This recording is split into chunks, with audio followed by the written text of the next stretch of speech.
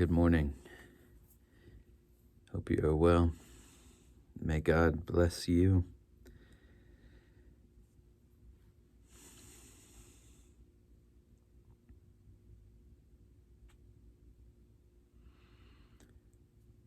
Let's see. So I'm coming out of a very acute,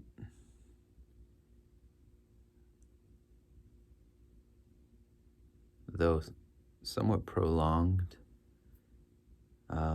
trial, period of great distress. Let me pause this. I had some crud, some schmutz on the lens, it looked like. Anyways, I just went through some pretty hard times. And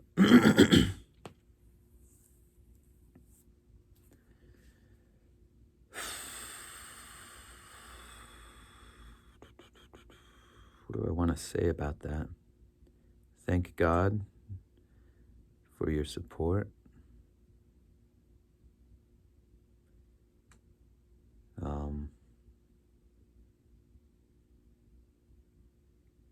Feels nice to be on the other side of some of this.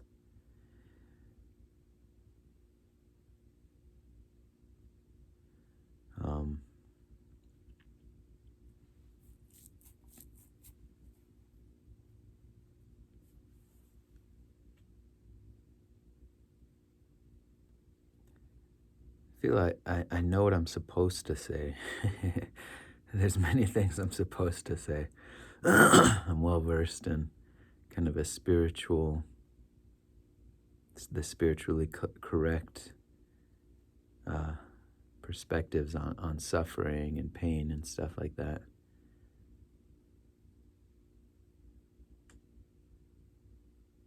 But as many trials and ordeals as we go through in this life, I'll just speak from experience as I've gone through.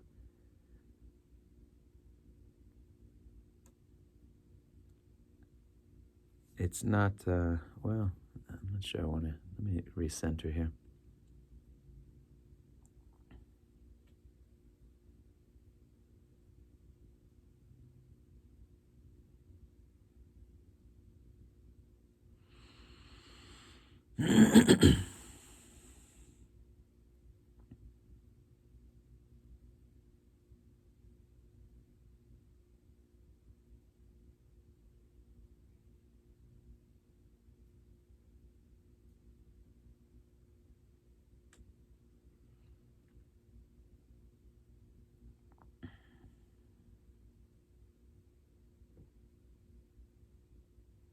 Can hear the birds outside.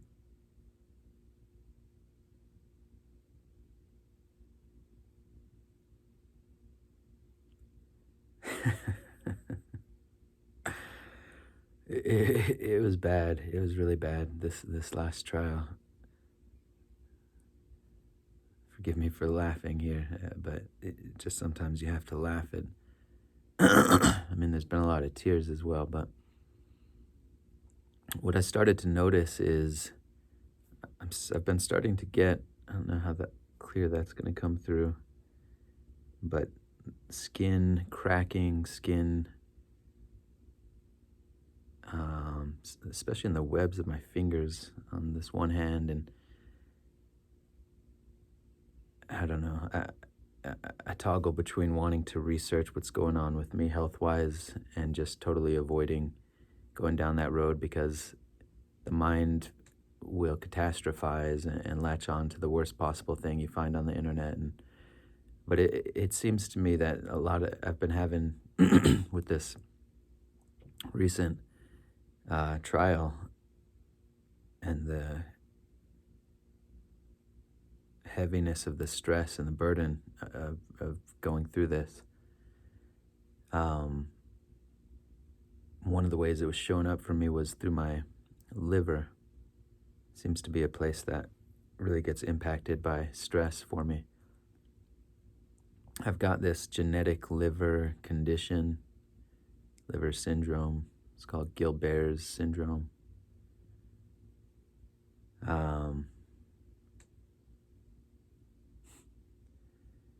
not because I was a drinker.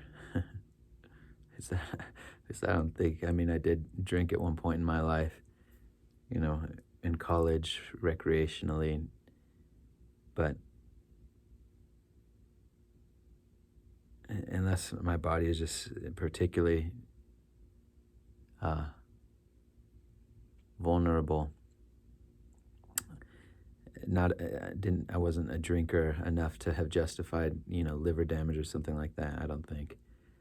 But it's just kind of funny because when I first found out about this, they diagnose liver condition. They diagnose Gilbert's.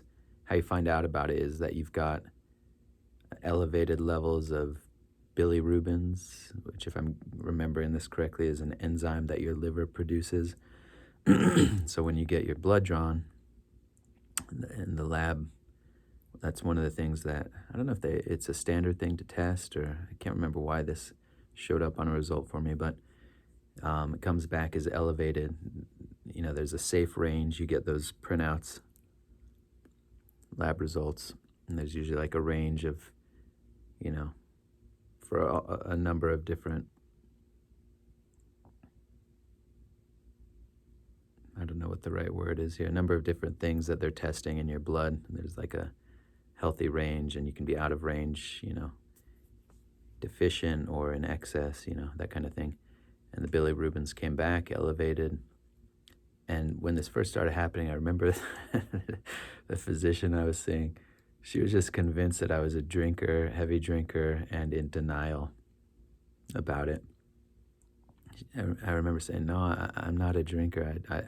At that point, first of all, I haven't drunk alcohol in, I'd have to really think about that. When was the last time?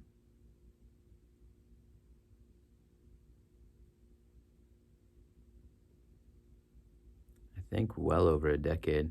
I've maybe had a glass of wine, maybe a handful of times in that intervening time period. I've had a little bit of wine here and there, but even that, not much. But the last time I got drunk, I can't even remember. It's been a really long time. I think at that point, I really wasn't doing any drinking at all. And again, I never was like a heavy drinker or something like that. But she she was convinced that that was the cause, and it was just a funny conversation I remember having with her, because it was like nothing I could say could convince her otherwise.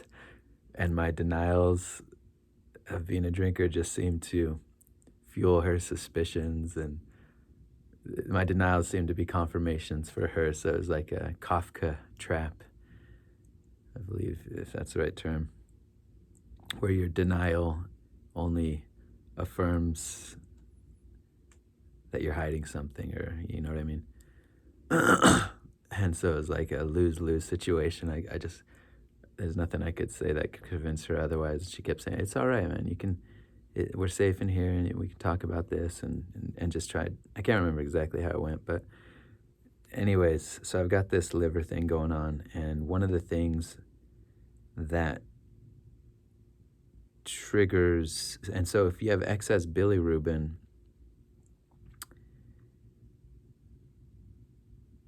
I mean, there's many ways that can show up. Jaundice is one of the things they talk about, like a yellowing of the skin, the eyes, the whites of the eyes.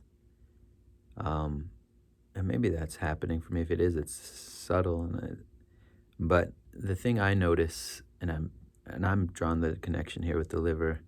First of all, that area of my body has been in a lot of pain. It's like that's where a lot of the stress has been localized, and I can physically feel the pain there in my torso.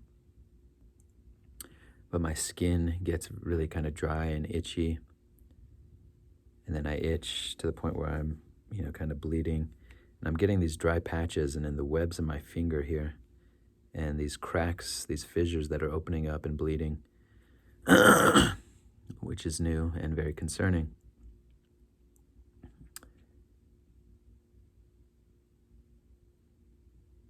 Yeah, very, very concerning. But that's what happens. The body starts to break down, under stress in so many ways. And once I got to the other side of some of these trials, I just felt this great wave of comfort and ease and relaxation in the body. And lo and behold, the pain in my liver has subsided. And I'm so paranoid and so worried about tempting God when I make these videos. What's the word? Superstitious, I guess. Knocking on wood here, because I don't want more trials. I'm not like trying to make this as a victory lap or gloating. I'm just trying to report what's going on here. And but there's a part of me is like, don't tempt fate here, bro, in talking about these things. But anyways, I'll just report what has happened. Is the past few days have been a great settling, and I've been able to sleep better. And it's another thing, you lose sleep. It's just all these negative feedback loops, and the lack of sleep fucks with your emotions. You're less stable. You're more likely to get into tension and conflict. And so what can I take away from all this? It's hard to know sometimes, and it's in a way it's too early. But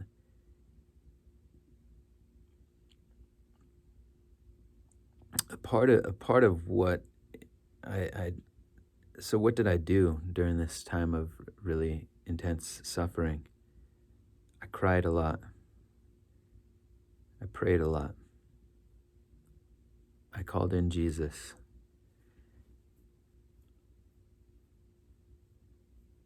Those were all really helpful. The crying, you develop a crying practice. It's not quite the right way to say it, but develop a relationship with yourself and your emotions such that you are safe to cry, and to allow yourself to honestly emote. And that's not always tears, but tears can be very healing and can be a balm for your nervous system, an energetic release, and can bring you back into a heart space, into a loving space, into a safe space within yourself, within your body. It's a shame,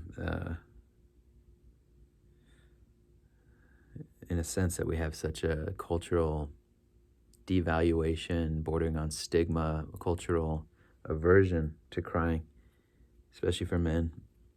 But I've heard women say it as well. But I think a part of it is because to get to a point of crying, you have to get to a point of surrender on some level. And that's frightening. It can be frightening, putting aside kind of the cultural stigma around, boys don't cry, men don't cry. But when you're in the mask, when you're in the persona, is this true? I think so. There's a way in which the mask itself is prohibitive of a deeper contact with your pain. And at the point of tears, you're in the realm of your pain. And it's actually an alchemical process in a sense. It's a transmutative process that you're allowing the pain to surface. You're touching it, you're feeling it, you're crying. But it's not like let's not fetishize crying or something like that. Let's elevate it. Let's open the possibility for people and the healing properties of it. But what's more fundamental is that there's an energetic release there. It's a contact with your pain, an energetic release there. And you're surrendering into however that wants to release. And tears just naturally kind of flow. And you can develop, it's like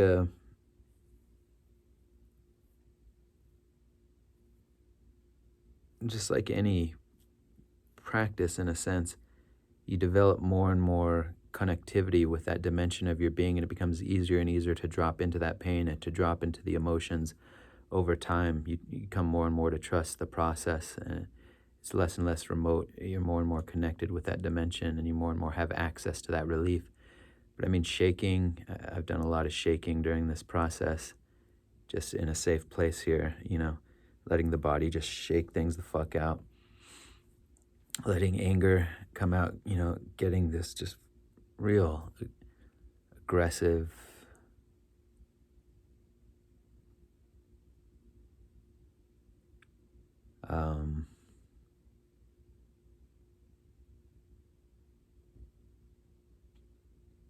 spirit, this really, letting the anger come out in, it's like there's this energetic intensity that can come on, flexing your muscles, just expressing kind of primally, there's a good word for it, primal expressions of anger, etc. So that, I mean, there's many ways to, and it depends on what you're going through, but to let some of this energy move so that you're not just suppressing, so that you're not just carrying more and more. I mean, so that's kind of the priority is letting as much of this stress and energy release. But even with all of those, good, healthy approaches to dealing with unbearable circumstances, you can just become so, you can get into situations that are just so utterly overwhelming.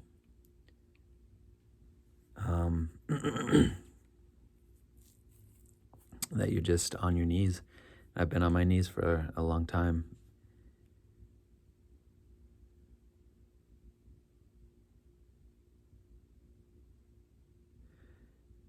So yeah, prayer, it was another big part of this. See, demons love a vulnerable moment. For people with this pattern we're referring to as OCD, it's just a label, but sometimes labels have utility in describing and yeah, there's a descriptive power there, having something to refer, a label to refer to as sort of a placeholder for a uh, a a pattern or a sequence that has specific contours, specific features. So we'll just say OCD, but anytime there's uncertainty, OCD is the doubting disease. Historically, I think that was one of the names for it. And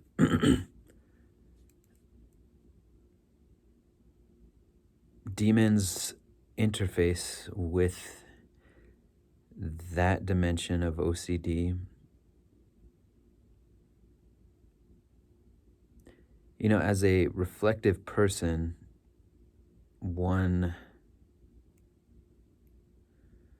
tries to consider many angles and tries to, do their due diligence in analyzing the best path forward, the many complications in life, multifaceted tributaries of cause and effect, and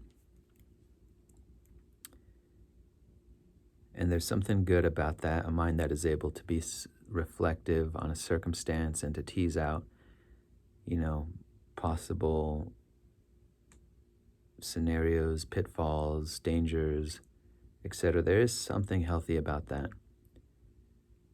But in the OCD mind, and again, this is all metaphorical language, so hold this loosely. Trying to be conventional here. In the OCD mind, let's just say, one way of expressing it, that game is the road to hell in so many ways. The analysis of dangers, of that analysis paralysis,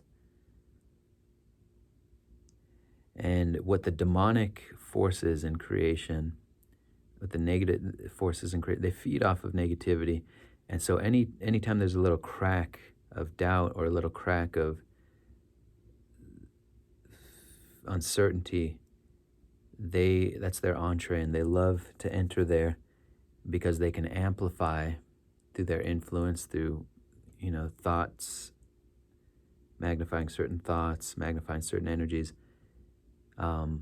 They can turn a small insecurity, a small doubt, a small whatever, confusion or uncertainty, they can turn that into a tsunami, and they love to do that.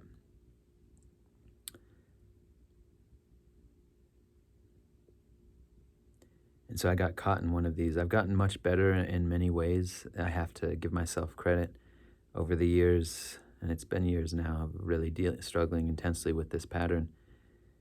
There's many things now that are not tripping me up that in the past were, but I've been going through some big stuff professionally, big changes potentially on the horizon, trying to make some moves to make my life a little bit better. And that's anxiety territory for anybody. Just speaking as a human being here.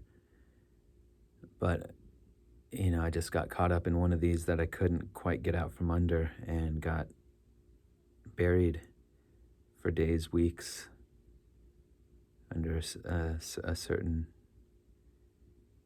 issue for me with OCD. I mean, I can go into specifics, but with OCD, in a way, the specifics don't really matter. It doesn't matter what you're dealing with because it's an underlying dynamic. It's an underlying sequence that's basically universal across every theme. That said, for me, because I have a value around integrity, honesty, etc., anything that has a whiff of being out of integrity, out of alignment, it has shades of what's called scrupulosity, OCD, dealing with morality, ethics.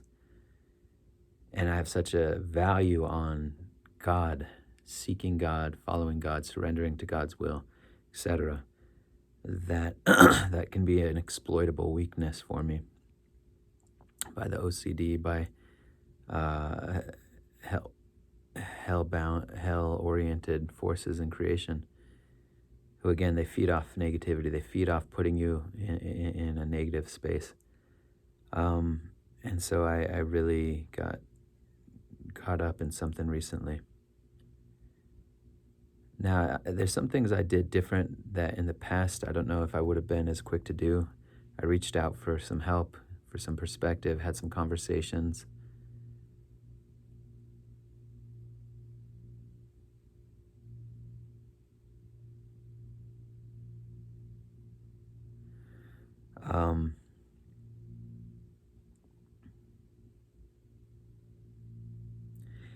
And that was sort of helpful.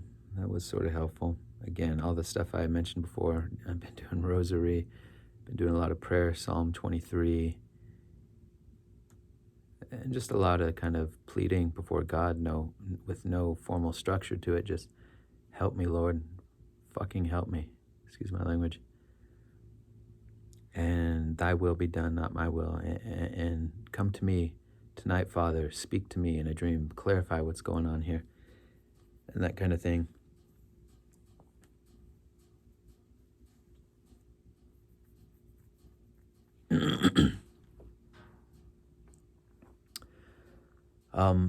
I have to say, and I have to admit, I mean, for me, the contours of this particular attack, I'll just say it that way, that I was under, centered around a theme of me feeling dishonest about something with major consequences. See, the obsession was, shit, I've done something dishonest. And the compulsion was, I need to confess it, basically. I mean, maybe that's not quite the right word, but probably pretty close. I need to confess it. And the problem here is that confession potentially carried a very severe consequence for me in terms of messing up many things for me, practically speaking, financially and professionally, and so this one was a doozy, and I battled with it.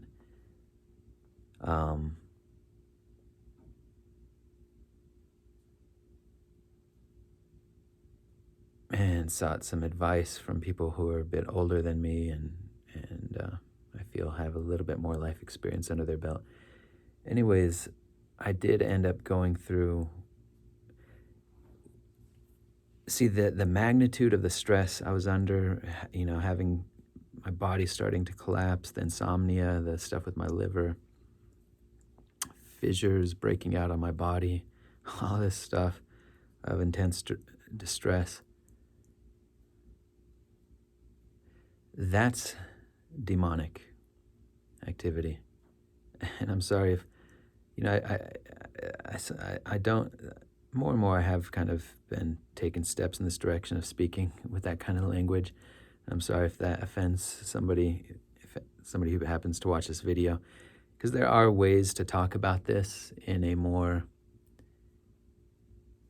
I don't know if sanitizes, that's a little bit judgmental, but a more, I guess, secular or conventional, I keep using that word, way where we can kind of sidestep some of the spiritual, deeper implications of what's going on. And that's fine because ultimately it's about what are you going to do that's going to be healing. And so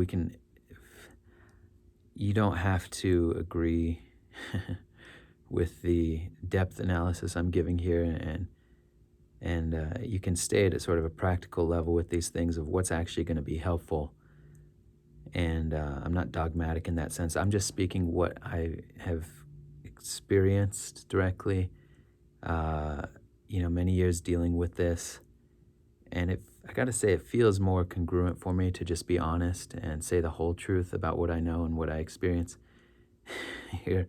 And so it is demonic. There is a way in which there's many layers to this thing, and again, there's a hesitation to bring in some of these deeper layers because without couching it with a bunch of nuance and showing the multifaceted nature of all these things, because there's a psychological dimension, there is a mental dimension, there is a spiritual, there's many levels to this. But the subtler levels, there's a physiological level, obviously, with this body, what we call physiological. But the subtler realms are the more determinative, they are the more profound, they are the more essential. Healing comes at the subtler level. When we're just trying to address the symptoms in the body, we're actually really at the most superficial layer, the densest layer. It's the one that happens to be the most accessible in this dimension of consciousness, but it's more, you're so far downstream.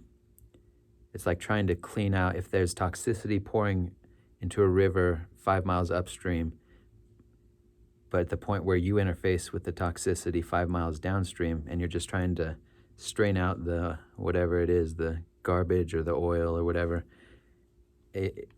you're addressing the symptoms, and it's this isn't the perfect analogy, obviously, but it's a futile effort. I mean, you can kind of clean up stuff as it comes to you, but what you want to do is go to the headwaters and remove the toxic input, and then everything downstream clears up. That's kind of the metaphor.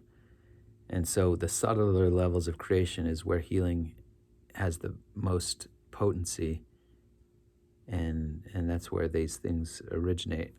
I mean, it's complex. I'm trying to lay out simple metaphors, but anyways, there are subtler levels. There are beings who are psychopaths, we can just say, who live with an inverted morality, or it's like their delight is immiseration of others. And there are beings like that on this planet, in this dimension too. We don't have to get so metaphysical, I guess, but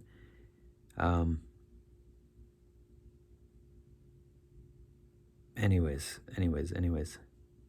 So I'm not discounting the practical efficacy of many more conventional therapeutic approaches or anything like that. I'm just saying what I see to be true, and so for me, it's a matter of congruence, speaking that way.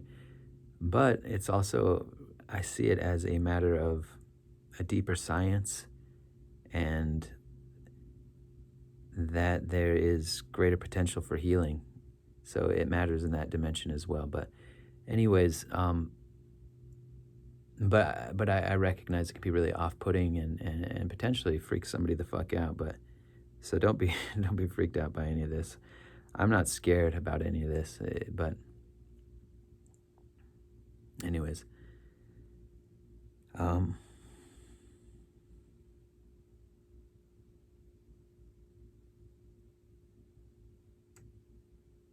So yeah, I was going through this, I've been going through this trial centered on feeling like I've been dishonest out of integrity, And like I was saying, all the hell that I went through and the reflection in the body, that's the demonic influence, the way that it ratchets up, amplifies the concern out of any kind of proportion to the point where you're panicking, totally dysregulated, having trouble sleeping, emotionally just chaotic.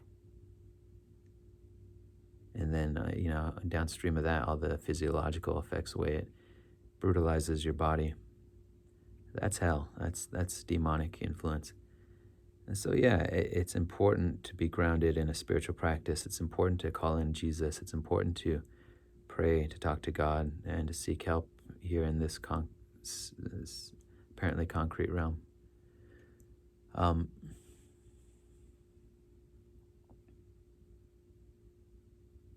or apparently physical realm.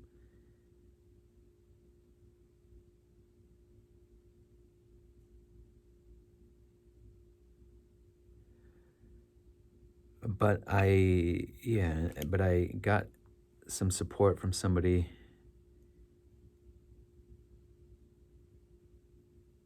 I shared what was going on, and I got some support for kind of the worst case scenario, which would have been pretty dire, pretty bad. And but I got to a point where I felt like, okay, even if the worst case scenario does come to pass, that's going to be all right, because I had gotten some support in that direction. And so I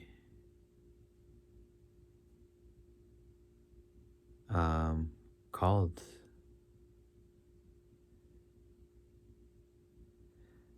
I'm hesitating to put too many specifics in here, but I called and laid to the relevant people in the scenario, laid out exactly what had happened, I guess confessed in that sense, and said, wish I wouldn't have done this. And I was ready to accept whatever consequences were going to come. And I expressed it to one person. This was a financial situation, so this is like a business thing, and I expressed it to this business. And they appreciated me sharing what I shared and said, there's no problem here. It's okay. There's nothing, you don't need to do anything. There's no issue. And they transferred me to somebody else. So that was like the national, I think, office. And then they transferred me to the local office. Told them the same thing, and they ran it by somebody else, and they said, no, it's okay. And so, and this has echoes of other, yeah, man, so much of this is hard to really lay out, because it's just such a true conundrum in so many